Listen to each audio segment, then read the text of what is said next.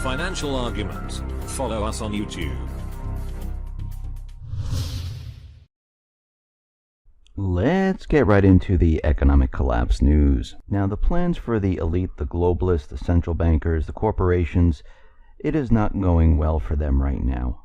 They continually try to push their one world government legislation at different governments, and we can see the people are fighting back, and the people are saying absolutely not, we're not going for this.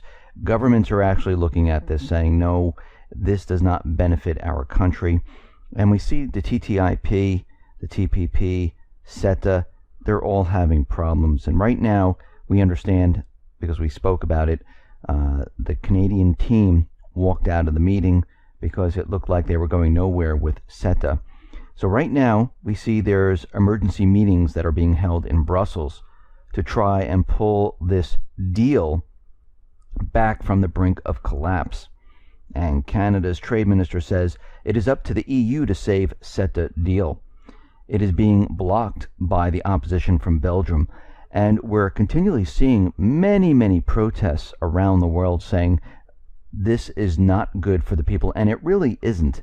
And we can see that the elite, these central bankers, they really are trying to push this deal on the people as hard as they possibly can.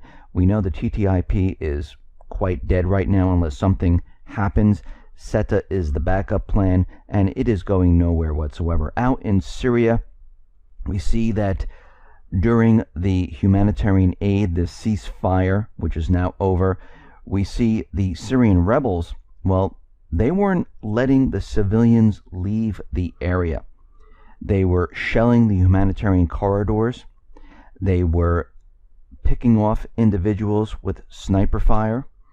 And we can see al-Nusra and al-Sham, the rebranded al-Qaeda team, which the United States did, so the UN wouldn't recognize them as terrorists, but it doesn't really matter. You can call them whatever you want. It's all part of the same group. And this is why they continually change their names. We can see they were preventing the International Committee of the Red Cross from evacuating the wounded in these areas. And remember, all of this is being done by the United States government central bankers. These are terrorists. These are paid mercenaries, which the coalition forces have hired to remove Assad. And of course, every plan they've come up with, every propaganda piece that they've been using has not worked. And they've tried many of them. And they're going back to the chemical weapons once again, because they're saying there's leaked information from the UN that, yes, Assad was absolutely responsible for the chemical weapons attacks, but what we've seen in the past, that it always turns out to be the terrorist groups. And at this point, why would Assad turn to chemical weapons? Syria invited Russia into their country. They've been removing the Islamic State. And they've been battling these terrorist groups for a very long time, and they have the upper hand. And of course, this report is going back to last August, but we can see right now that this has been going on for quite a while, and it seems that this report was timed perfectly when the United States is at a point where they are backed into a corner, and they're trying to use this propaganda against the Assad government once again, and they've been doing this for quite a while. And they keep changing their stories. If you really look at this, Assad uses chemical weapons. Assad uses barrel bombs. Assad uses all these different things to destroy his own people. But then the people turn around and they elect Assad as their president. We have a new election coming up, and the United States government central bankers know that once this election occurs, Assad again is going to be voted in because he invited Russia in. They removed the terrorists from their land. They almost have Aleppo. And the United States government central bankers, they're doing whatever they possibly can to gain traction here. And right now, they can't get any. And this is what should make everyone start to worry, because they're going to go to the next step. And the question is, what is the next step? Well, the next step is going to be a major event. They have nothing left. They're backed into a corner. They have no traction in Syria anymore. The terrorists are being beaten left and right. They have no way of matching the forces of Russia and Syria right now. The only way for the United States to get back into the game is to have some type of an event. And this is what we're looking at right now. Now, we understand that the United States government has pointed their finger at Russia for hacking into the DNC, cyber attacking the election system, and they're continually pointing their fingers. But very interestingly, there was a 26-year-old entrepreneur, and he says, well, I might have some leads of what has happened with the DNC and the election systems, because he rents servers. He has a small business. It's called King Servers. And he says, we have the information. If the FBI asks, we're ready to supply the IP addresses, the logs, but nobody has contacted us whatsoever. And after learning that the two renters were using the nicknames Robin Good and Dick Robin, and they used his servers, they rented them out from the billing information, he looked it up, and he said, okay, I understand who these people are. They were used to hack Arizona and Illinois voting systems, and he shut down the entire systems. Now, does he know who these people are? No, he doesn't. He knows that this is the names they were going under. And we can see right now that none of the agencies are even looking at this. And when we look at the internal data coming from the King servers, we see that they used about 60 different IP addresses. And it came from Finland, France, Italy, Norway, Britain, and Sweden. And this needs to be looked into, and we know what the U.S. government central bankers do. They point a finger. It's complete propaganda. They have absolute no proof. And this is exactly what they do every single time. And when somebody calls them out on it to show the proof, to show where you got this information, they can never produce it. And again, once something happens like this and they come up with an answer and they know exactly who it is, it's completely impossible. There is no investigation. You just can't say, oh, look, the state actor did it, because they bounce it off and they use many, many different IP addresses where it could be coming from any part of the world. So it is quite difficult to prove, and this is why you know it's fake, phony, and false right from the start. Because how do you know this without any type of investigation? You don't. So we just had this cyber attack in the east, some out west, and security experts are blaming botnets made by thousands of hacked embedded systems on the internet. Now, the attack originated from the IoT devices that had been affected by the Mirai botnet, whose source code was dumped shortly thereafter, revealing it to be clumsy. It's like not really sophisticated, and we can see that they attacked devices that had weak security on them.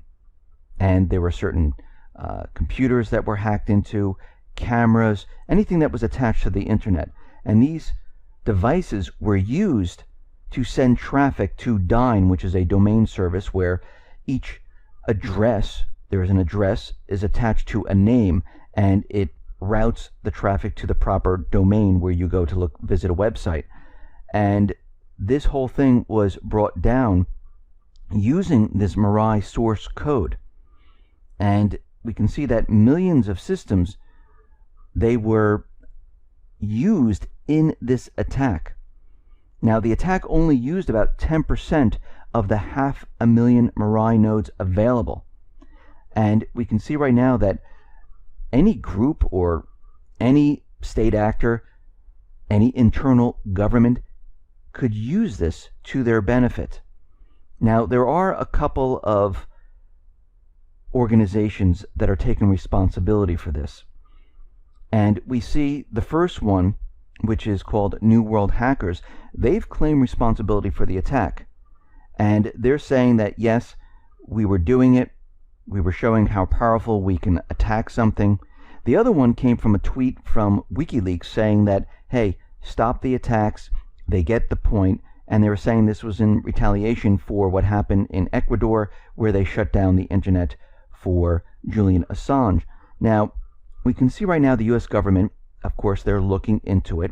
They're looking at what has happened here, and I wouldn't be surprised that they come out with some type of announcement this week. Most likely, they might say it's Russia, or maybe they'll fess up and say they really don't know because they need to investigate further. But we'll see what happens. But we see the people around the country, they're really not worried about global warming. They're worried somewhat about Obamacare. They're worried somewhat about terrorism. But the major thing that the American people are scared of is government corruption. 60% of Americans fear corruption of the government above anything else. And this is coming from Chapman University Survey of American Fears. So all the propaganda that the government has been feeding us about terrorism, about global warming, about gun control, the people are looking at this saying, you know something, we're really more scared of the government, the corruption, and what they're doing than anything else.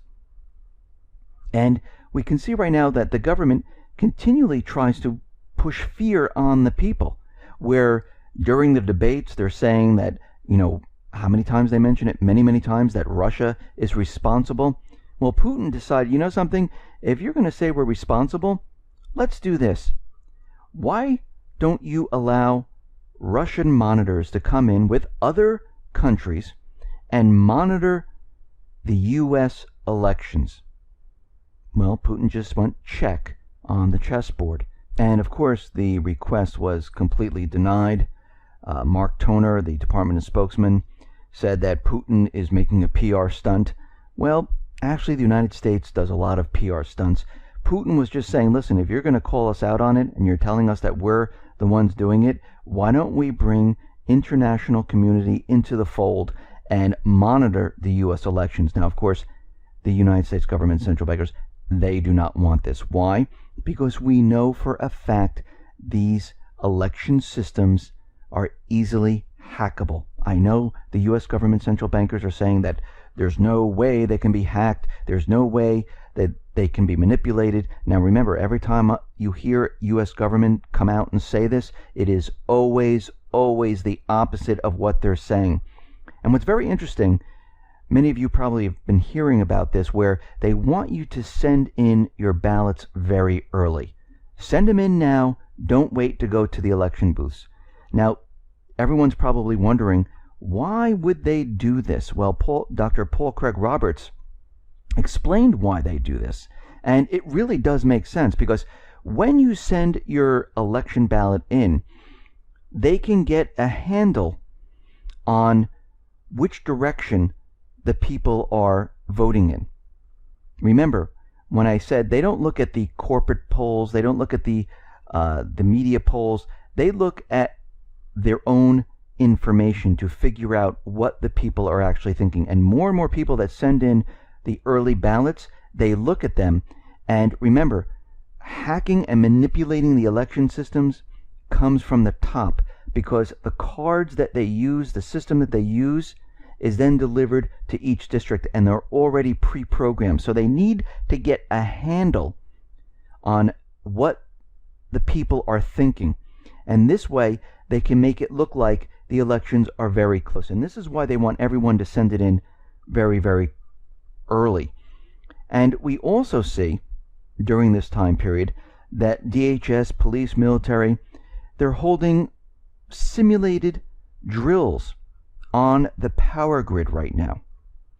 And there are also reports that the U.S. military, DHS, FEMA, well, they're gearing up for a huge, officially unannounced martial law drill set to October 30th and running 30 days from that point. So it's going to be running from October 30th during the elections and right after the elections. Now, we know for a fact that FEMA was on the ground a day or so before 9/11. Every time there is an event, anytime there's something that happens, we know that they put things into place. We know there's a drill. We know these people are on the ground. And we understand from across the country, where we're getting information from others that are writing into me, that a lot of the National Guard, police departments, they're on high alert. They're mobilizing for during the election and after the election. So when we put all of this together, we see that DHS, FEMA, they have this drill that they're having between October 30th to November 30th. We understand that they're simulating attacks on the power grid. We just had this latest cyber attack, and we're just waiting to hear what the U.S. government, central bankers, and the agencies have to say about this. But we can see everything that we've seen so far, it doesn't point to Russia. And we understand that most likely this was an inside job. People were hired to do this, to create this surface type of attack, which really doesn't damage anything. Yes, it stops people from visiting the sites, but if there was really going to be a cyber attack from a state actor, they're not going to waste their time on a DDoS attack. They're going to go after the main system, the critical systems. So this, to me, is a setup. It's high level, and it's to create propaganda. But we can see there's a lot of things happening right now at the same time, and we can see that different agencies, they're prepared, drills are going on. So most likely, depending on how these elections go, they're getting prepared and ready for the fallout. Listen, everyone, thanks a lot for listening. Be well, be safe, and especially be prepared. Thanks a lot.